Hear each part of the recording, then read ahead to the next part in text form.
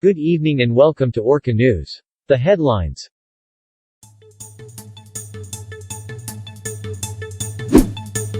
President Klovinsky displeased with the delayed airport project. Urban Planning and Development Department for once to collaborate with the private sector. Windstorms and a hurricane bringing gusty winds to the nation. And Health Department has authorized the use of booster shots.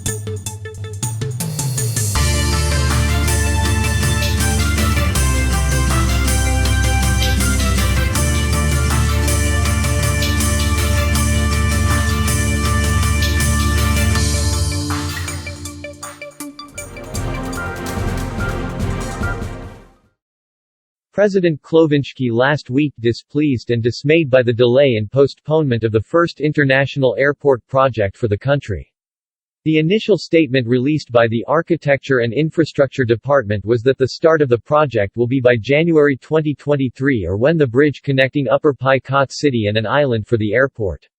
The department has stated that the scheduled proposal will not be possible such that the Sprosk Bayside district hasn't been established yet. Henceforth, the project has been recalled and will be postponed until the second half of 2023. President Klovinsky has called for extensive further rapid construction on pending projects such that delays will not be met.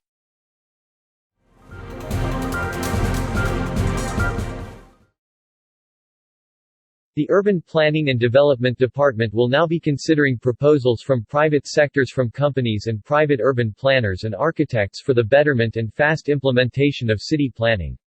The Secretary of the Urban Planning and Development Department has noted that the project has been deemed lost of its track and has never been able to start with the blueprints needed. The Secretary admitted that falsifying other proponents will result in a no-place-to-go motive. The department will then be creating newer administrative officials to focus on the city planning projects. The Landovian Congress has been taking concerns from the department, yet there are no conclusive and concrete findings and actions have been raised. Nonetheless, administrative officials of the Urban Planning and Development Department will be retrenching funds amid the improbable construction of proposed infrastructure projects.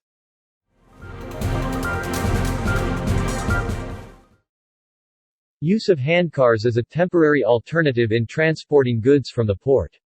More to report from George Duncan. The Commerce and Industry Department has stated that they will be using handcars as a temporary alternative for cargo trains in the port railways from Tudor to Pai-Kot City.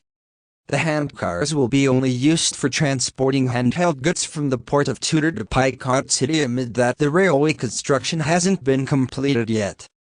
The Port of Tudor Authority has minded the department that it is an uneasy task for the workforce in the port as a 3-kilometer way underground is hefty work for all. With that, cargo trucks will still be utilized for shipping heavy loaded goods. This is George Duncan, reporting for Orca News.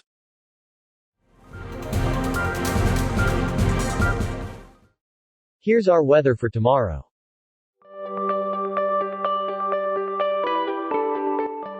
Several windstorms have battered Landova with gusty gale force winds from Storm Armand, Storm Beatrice, Storm Claudio, and other unnamed extratropical lows.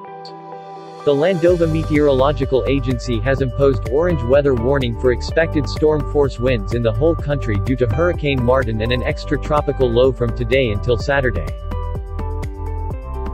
Hurricane Lisa has made landfall over Belize. Lisa was located 30 kilometers west of Belize City, Belize. Lisa has maximum sustained winds of 120 kilometers per hour. Hurricane Martin will bring gusty winds and light rains to Landova by Friday. Martin was located 1,160 kilometers south-southeast of Cape Race, Newfoundland, Canada, or 2,060 kilometers southwest of Landova. It has maximum sustained winds of 140 km per hour while moving northeast at 50 km per hour. Martin will transition into a powerful extratropical storm and will linger over the North Atlantic Ocean until Sunday.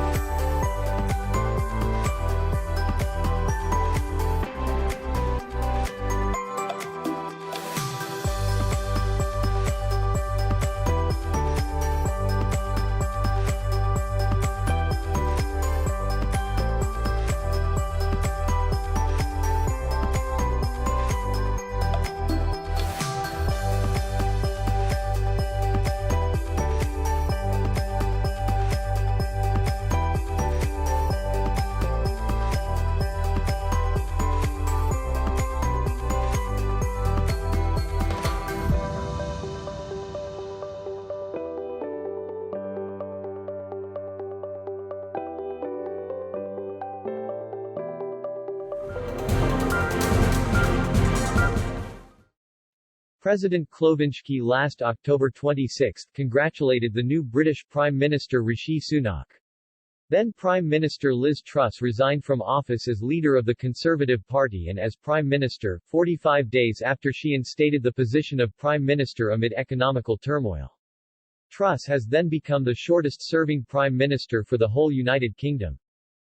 Prime Minister Sunak won the Tory leadership contest without a vote being cast after rivals Penny Mordaunt and Boris Johnson dropped out and replaced Liz Truss after an audience with King Charles in Buckingham Palace on Tuesday. Good morning. I've just been to Buckingham Palace and accepted His Majesty the King's invitation to form a government in his name.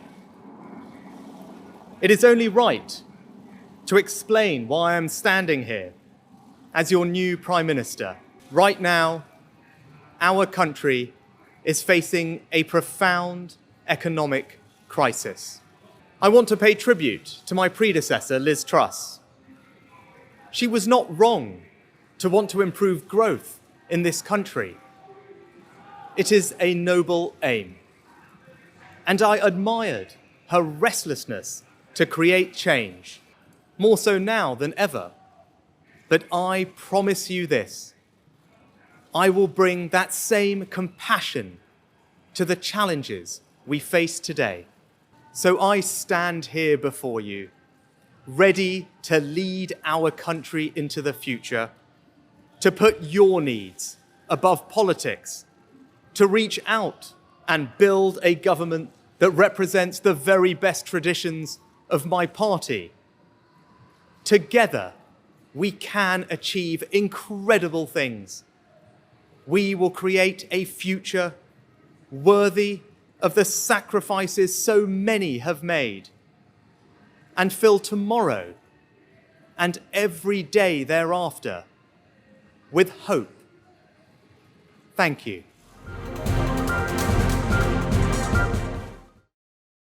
The Landovian Congress has approved the act on the resolution to hold a plebiscite on the inclusion of Lovehart village to the province of Picot. The plebiscite will act on including the village in Picot and revoking its autonomy where citizens can approve or disapprove of the said act. The Elections Commission will take charge of the whole plebiscite that will be held on Saturday, November 19.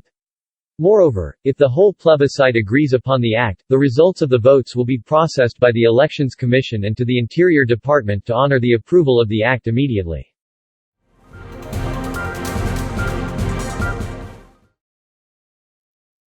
As of today, the Health Department has recorded a total of 36,254 vaccine doses administered, 13,887 of which are fully vaccinated from the initial prescribed doses while 5,332 had their booster shot. The Health Department will now be administering COVID-19 booster shots for the general population eligible for ages 5 and above.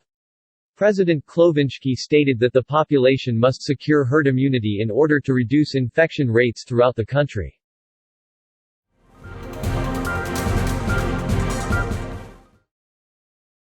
And that's it for tonight's news. This is Louis Barnes reporting for Orca News. Good evening everyone.